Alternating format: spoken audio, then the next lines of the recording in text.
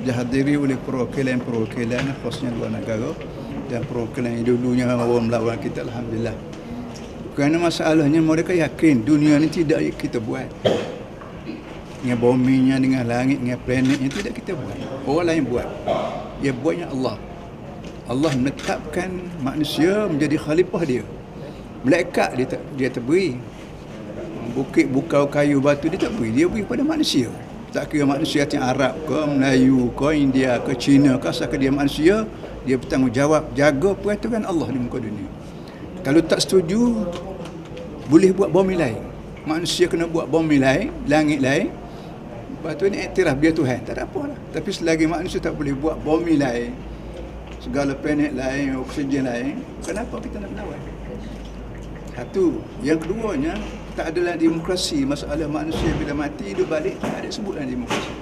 Baik demokrasi Perancis ke, Napoleon Bonaparte ke, Amerika ke, George Washington ke, ataupun siapa dia dalam China, Mao Zedong ke, tak sebut manusia lepas pada mati hidup balik. Sedangkan Allah tak menyebut.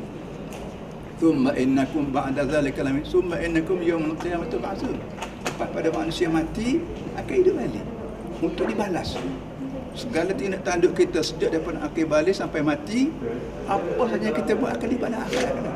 Jadi bagaimana kita nak balas dengan syurga kalau kita tu pun itu kan kita masuk hudud sebagainya.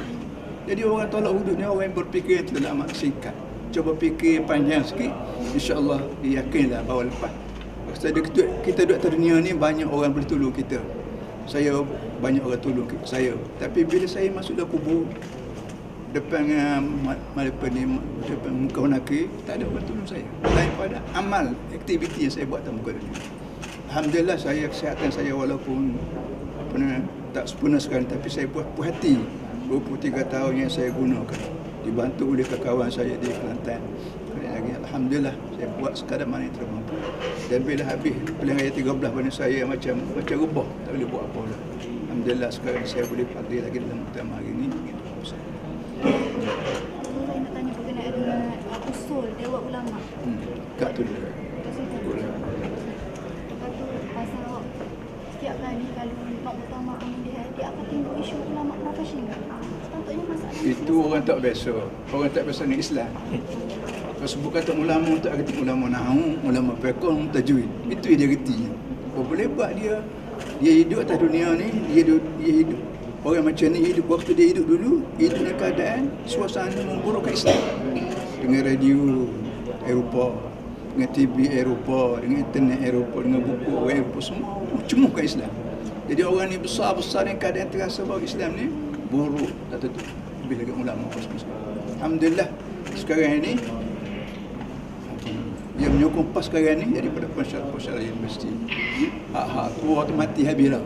Pensyarah universiti ni ulama pun dia, profesional pun dia, pengalaman pun dia. Macam saya sebut tadi, kerangka yang dibuat kepada hudud Kelantan ini dibuat oleh alim, ulama dan profesional. Itu sekali lagi. nak persiapkan pada soft pimpinan hak baru dengan ahli.